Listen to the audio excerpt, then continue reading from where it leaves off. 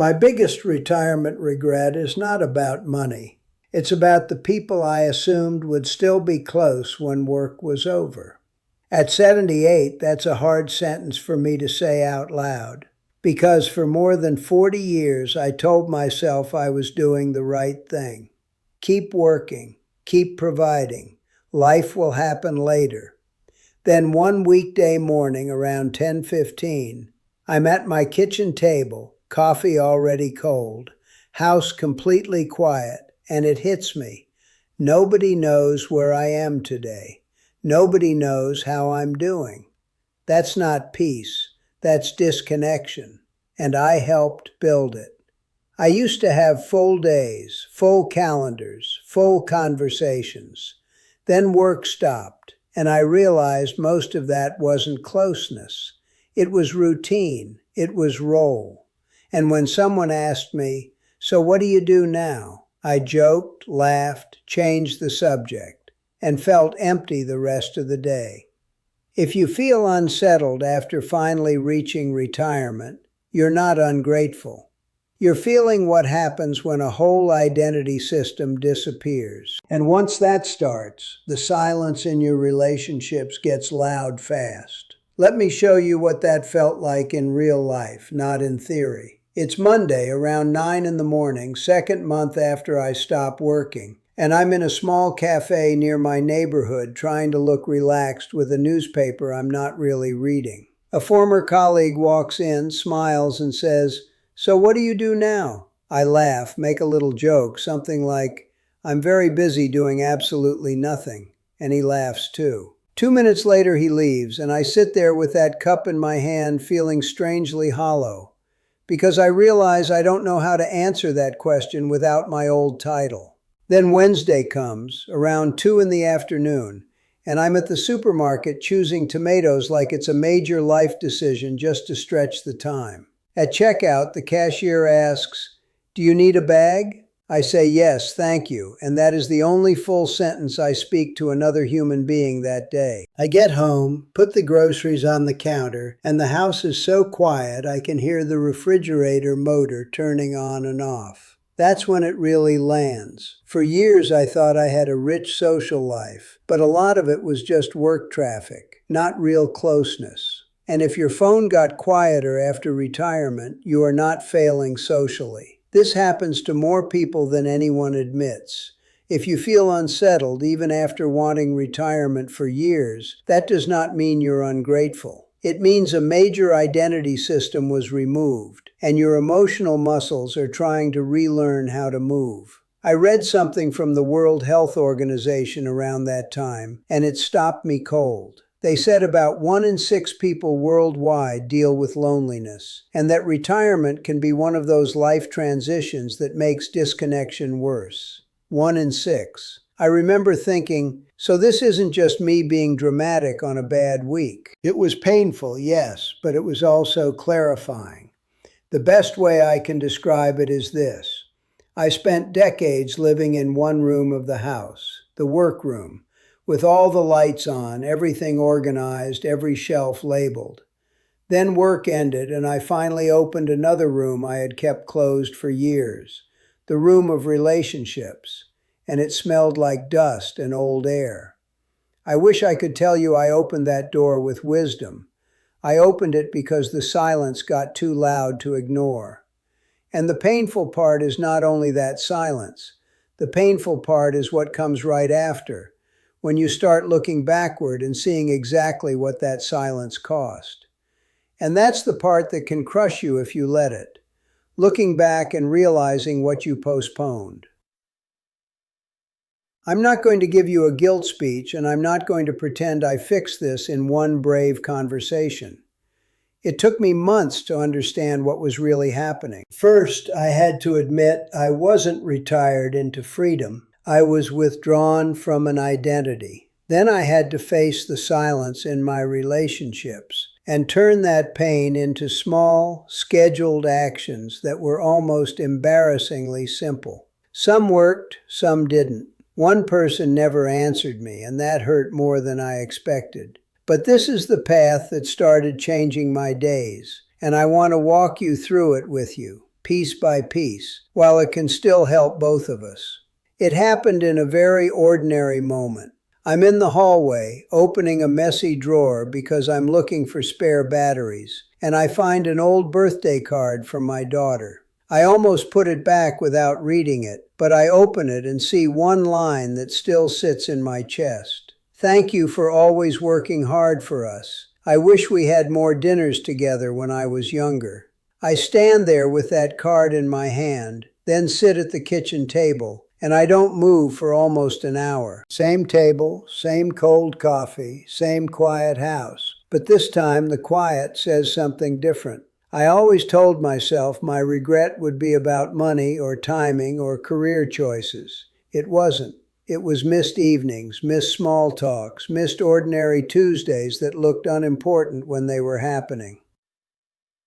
And I didn't think, this is my turning point. Honestly, I just felt embarrassed and late. But looking back, that was the morning I stopped treating this like a sad thought and started seeing it as that closed room in my life I kept avoiding. The room wasn't gone. It was dusty, yes, but it was still there, waiting for me to open the door and stay in it long enough for it to feel like home again. So I made myself do something I honestly didn't want to do. I stopped waiting to feel ready, and I gave myself 1 week with 3 small moves. Not a life makeover, just 3 moves. On Tuesday morning, around 11, I stand in my kitchen with my phone in my hand like it weighs 10 kilos.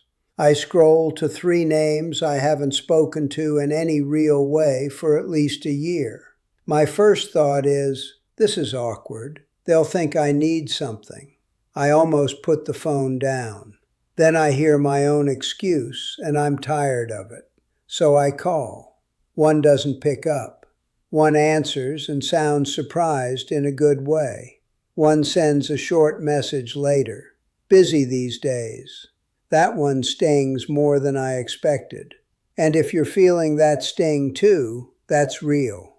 That doesn't mean you're weak. It means you care. And caring hurts when it wakes up.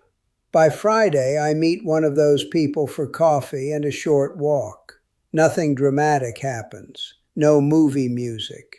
We talk about blood pressure, grandchildren, and a knee that only hurts when it rains. Ordinary conversation.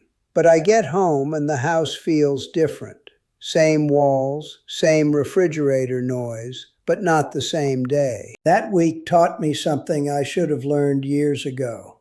Clarity without action turns into rumination. I had written I should reconnect in a notebook and then did nothing for 12 days. 12. I can be very disciplined with the wrong things. So I replaced the notebook with a wall calendar and a rule so simple it felt almost silly. Every Tuesday and every Friday, I initiate 1 human contact. Call, message, or in person. That's it. Now, I know the objection because I used it myself.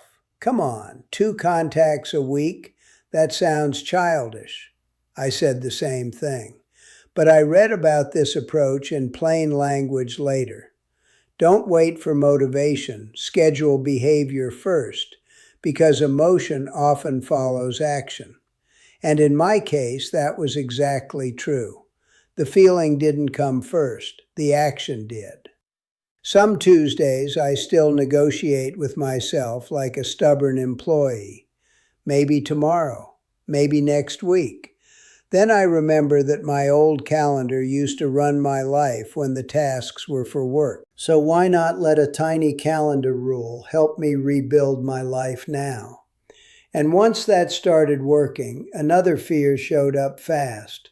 What if I waited too long? That one is heavy. I tested that fear with one conversation in a park. Late Sunday morning, dry leaves on the path. Both of us walking slower than we used to. I tell an old friend, straight and plain, I disappeared into work for years. I'm trying not to do that anymore. He looks at me for a second and says, "You're late, but you're here." I still carry that sentence with me. We walk every other Sunday now. Sometimes one of us cancels, sometimes we reschedule, but the thread stays alive. If you feel embarrassed reaching out after years, that embarrassment is normal. It's not proof you failed. It's the entry fee for rebuilding trust.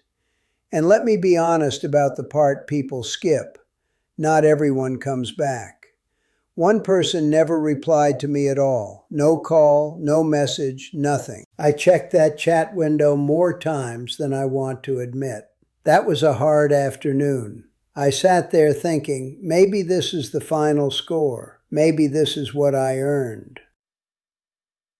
But that's exactly where I had to choose. Is this rejection a verdict, or is it one data point? I decided it was one data point. Around that time, I added one more structure, a recurring weekly reading group in my area. Fixed time, same place, same faces. I didn't join because I'm a literary genius. I joined because I needed human continuity. First month, I felt out of place. I talked too little one week, too much the next, and went home replaying every sentence like I was 14 years old. By month 3, people were greeting me by name when I walked in. Just my name, warm and simple. You forget how much that can steady you. If your family is far away, or complicated, or emotionally crowded, I want to say this clearly. Connection doesn't have to come from one perfect source. It can be a small portfolio. One neighbor, one weekly group, one person at a library cafe, one recurring walk.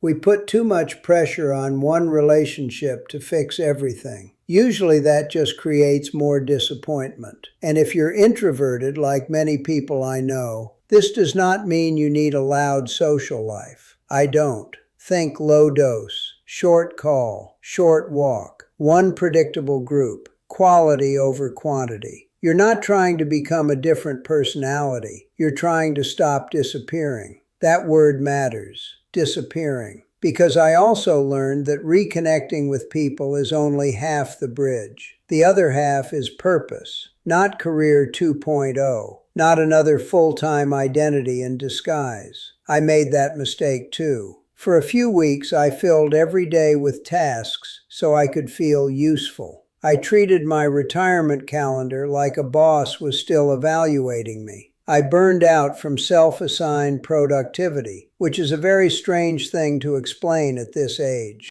I was giving performance reviews to myself in an empty room. So I changed the target. Instead of trying to be productive all day, I chose one weekly contribution. Informal mentoring for 2 younger men at a public library cafe. No grand program. Just conversation, work history, mistakes, decisions, perspective. One of them asked me, "How do you know when success is costing too much?" That question stayed with me for days. I went there to be useful, and I came back feeling connected. I also read a study around then saying people over 50 with a stronger sense of purpose tend to live longer, even after many adjustments. That didn't make me feel pressured. It made me feel practical. Purpose isn't a slogan. It's something you build with repeatable actions. And still, I don't want to pretend this is solved. I still have quiet weeks when I disappear into myself. I still have mornings when the old script returns.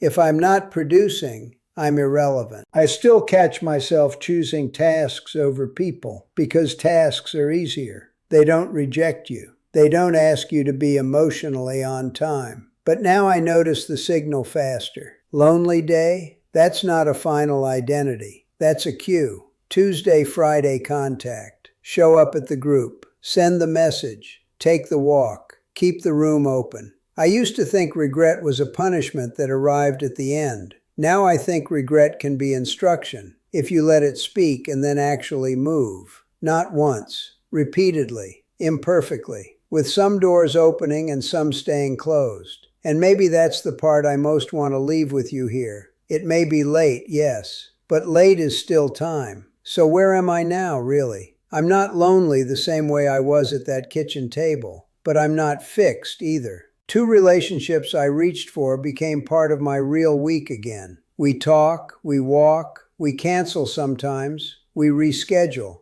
we keep going. The reading group that felt uncomfortable in month 1 now feels familiar. People say my name when I walk in, and that still does something to me.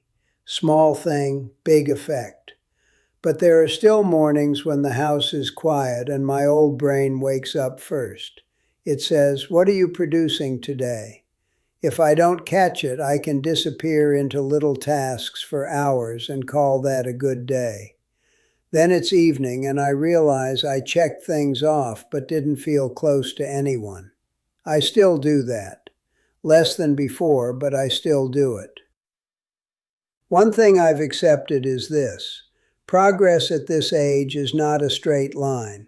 It's more like keeping one room in the house open. Some days the window is open and light comes in. Some days dust settles again and I have to open it all over. Tuesday and Friday contact still helps me. The weekly group still helps me. Mentoring still helps me. Not because they make life perfect, but because they interrupt the drift. And I want to be careful here because my path is only one path. Some people retire and feel immediate relief. Some feel heavier than they expected. Some have family nearby. Some have family far away, or complicated family, or no family they can lean on. So I'm not giving you a formula. I'm giving you a mirror and a few tools that helped me move when I felt stuck. If you're introverted, this can still work in a quiet way. One short message, one short walk, one recurring place where people expect to see you. That can be enough to start. If one person doesn't respond, it hurts, yes. It still hurts me. But one silence is not your whole story. I also stopped trying to build a second career just to prove I still matter. That exhausted me. What works better for me is contribution in smaller doses, done consistently. A conversation, a shared coffee, a useful hour with someone younger. I leave those moments feeling more like a person and less like a role. If you're in a messy middle right now, that is not failure. That is real life in transition. I'm in that same middle with you. I'm less asleep than I was, more present than I was. Still imperfect, still learning, still practicing. And honestly, maybe that's the most truthful place to stand. When I said my biggest retirement regret was not money, I meant this. I thought people would still feel close just because we shared history. But closeness does not run on history alone. It runs on presence, repeated in small ways. That room in the house I kept closed for years, the room of relationships and meaning, is still the right image for me. I do not walk in once and fix everything.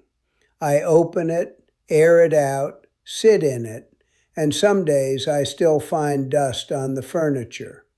But now I know what to do when I see it. I stop hiding in tasks.